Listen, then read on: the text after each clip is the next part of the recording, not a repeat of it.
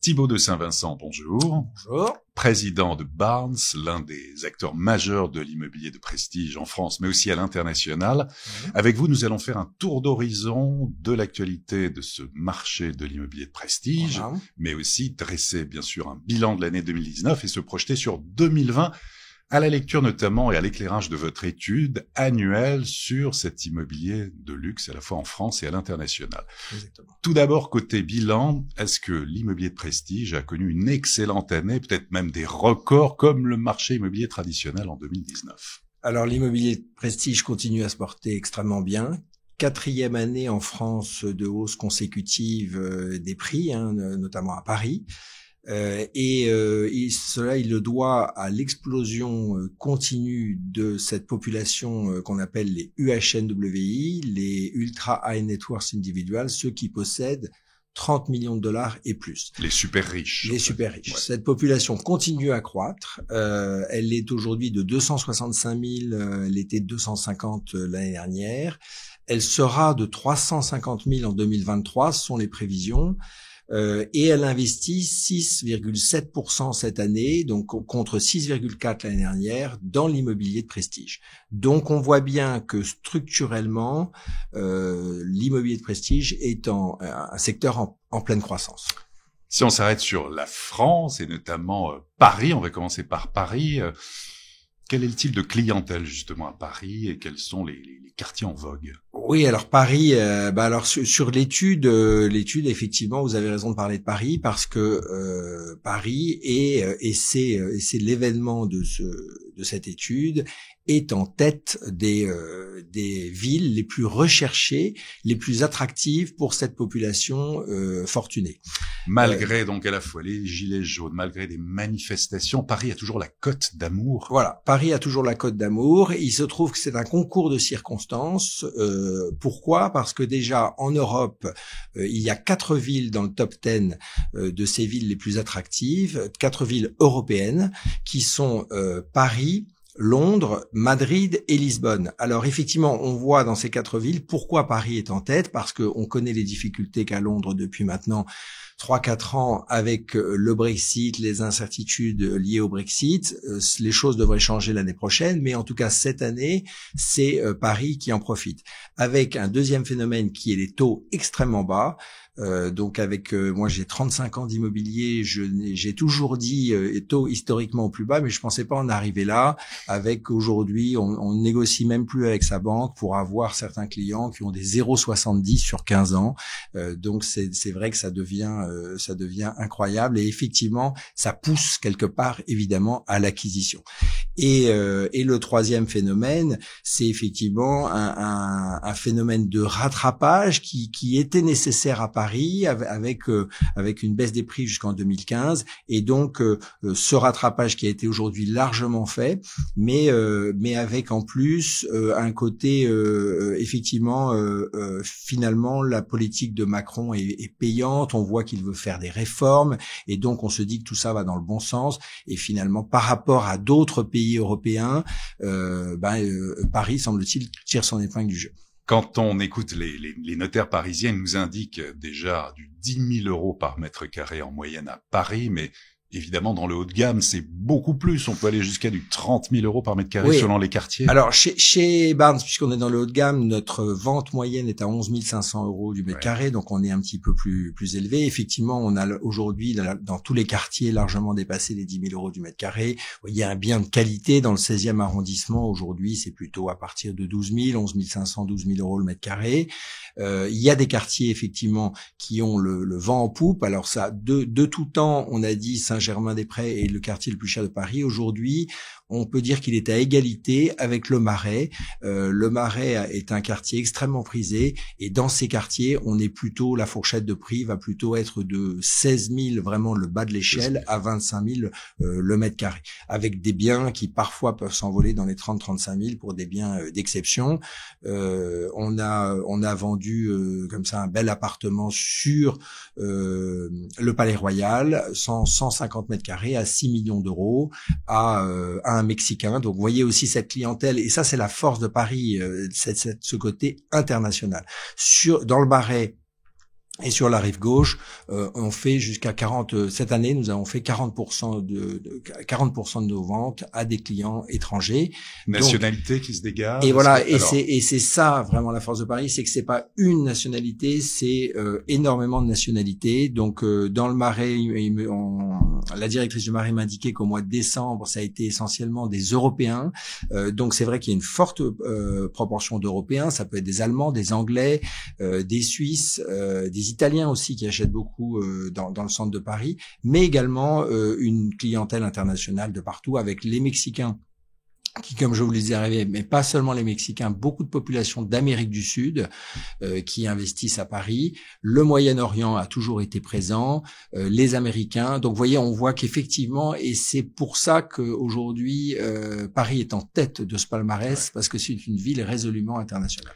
Y a-t-il un effet ou est-ce encore trop tôt? Grand Paris, Jeux Olympiques de 2024, est-ce que certains acquéreurs vous en parlent? Oui, alors c'est pour ça aussi que tout le monde est assez positif parce qu'il y a des projets, il y a le Grand, comme voilà, vous les avez cités tous les deux, le Grand Paris et les Jeux Olympiques, donc ce qui fait que il y a clairement un avenir positif. Alors il y a, vous le disiez aussi, les mouvements sociaux, les gilets jaunes qui bon, c'est un petit peu devenu une habitude, donc ça ne freine pas les motivations d'acquisition, mais clairement je peux pas vous cacher qu'au mois de décembre et même la rentrée de janvier, on voit qu'on a été quand même pénalisé par ces grèves avec des annulations de visites, avec des reports de signatures chez les notaires. C'est vrai que ça ne facilite pas la vie non plus. Très bien. Pour Paris, en tout cas, pas de retournement de marché à l'horizon. Vous pensez que l'année 2020, en tout cas pour ce qui est de Paris, va continuer à être excellente sur le marché de l'immobilier? Oui, alors 4 années successives de hausse, donc avec des prix qui ont évolué selon les quartiers entre 5 et 10% de hausse en 2016, en 2017, en 2018 et en 2019. Le mois de janvier semble très très positif. On est aujourd'hui en prévision, puisqu'on est quasiment à la fin du mois de janvier, sur plus 5% par rapport à l'année dernière en termes de vente. Donc aujourd'hui, on pense qu'effectivement, on est parti sur une année qui devrait être positive. En sortant de Paris, l'évolution dans les régions, quelles sont les destinations phares, les destinations prisées justement dans l'immobilier de prestige? En France, oui. Alors en France, nous avons toujours les lieux de villégiature de la Côte d'Azur, de la Côte Atlantique. Donc sur la Côte Atlantique, c'est Biarritz qui est toujours en tête, avec le Cap Ferret, le Pilat, l'île de Ré qui revient également en force. Deauville qui reprend des couleurs après 3-4 années, enfin même davantage. Je pense qu'on peut parler d'une dizaine d'années difficiles, de 97 à 2017. Et puis depuis 2017, on voit de nouveau. Alors peut-être que le réchauffement climatique y est pour quelque chose, mais il y a de nouveau un attrait de Deauville et clairement une attirance avec les prix qui sont repartis à la hausse, même sur cette région. La Côte d'Azur, donc Saint-Tropez, Cannes, même chose. Depuis 2017, vous voyez, Paris a repris à partir de 2016 et généralement, comme ça se passe toujours, les beaux lieux de villégiature suivent avec une année, 18 mois de décalage et ça a été le cas donc de la Méditerranée. Puis il y a également toutes les stations de sport d'hiver. Donc j'en viens d'ailleurs d'une tournée dans les bureaux de Megève, Chamonix, Courchevel et Méribel qui se portent extrêmement bien avec des prix qui sont très élevés. Vous voyez, à Méribel, on s'est occupé de la vente de 2 immeubles, dont un très bel immeuble qui s'appelle le Yeti, avec 12 appartements qui sont partis entre 25 000 et 28 000 euros du mètre carré. D'accord. À l'international, les destinations les plus prisées, est-ce que Tokyo, New York? Alors donc dans le top 5 des villes internationales, c'est vrai que l'année dernière nous avions Hong Kong en tête et pour toutes les raisons qui sont réalistes, puisque effectivement ils ont eu des mouvements très importants là-bas. Hong Kong est passé en 5e position. En revanche, Tokyo est revenu en force, une ville extrêmement dynamique. Los Angeles reste New York évidemment numéro 2 et Los Angeles enfin dans ce top 5 également qui a toujours été dans le top 5 depuis maintenant une dizaine d'années. Du côté des autres villes marquantes dans ce palmarès des top 50 des villes les plus attractives, vous avez le retour de Moscou qui était sorti du palmarès et qui revient. Donc on voit que ça y est, il semblerait que ils aient touché le fond l'année dernière et que maintenant les prix repartent à la hausse. Donc c'est un phénomène intéressant. On s'installe d'ailleurs nous-mêmes dans un beau bureau à Moscou qui va ouvrir au mois de mars prochain. Il y a également des villes comme Porto. Vous voyez, Lisbonne maintenant, il n'y a plus besoin d'en parler, et dans le top 10, mais des villes comme Porto rentrent également dans le top 50. Vous avez en France, une deuxième ville française qui est rentrée dans le top 50, qui est Lyon, et une ville extrêmement dynamique et qui tire son épingle du jeu aussi favorablement. Qui achète un bien de prestige aujourd'hui? Selon votre étude, il y a un peu des portraits robots comme ça qui sont établis, et puis l'importance des millennials. Voilà. Alors c'est vrai que les millennials sont cette population qui a, on va dire, 39 ans et donc 1980 et qui est née après 1980, donc 39 ans et moins. Cette population est de plus en plus importante. Aujourd'hui, 32% de nos clients dans l'immobilier haut de gamme, et elle ne va cesser d'augmenter. Donc cette population est aujourd'hui clairement une population principalement dans ceux qui achètent dans le luxe d'entrepreneurs. Donc il y a vraiment cette majorité d'entrepreneurs à 66%. C'est aussi une population responsable. On voit ce côté donc d'investissement responsable, de l'importance très sensible à l'environnement, très sensible à l'environnement. Très ces questions autour du développement durable. Voilà. Oui. Et là, on voit que ça, dans le facteur de décision, c'est devenu extrêmement important. Et dans les travaux et dans l'aménagement, on va voir que c'est une question qui compte de plus en plus. Très bien. Et en conclusion, parce qu'on l'évoque aussi de temps en temps, selon vous, y a-t-il un risque de bulle financière?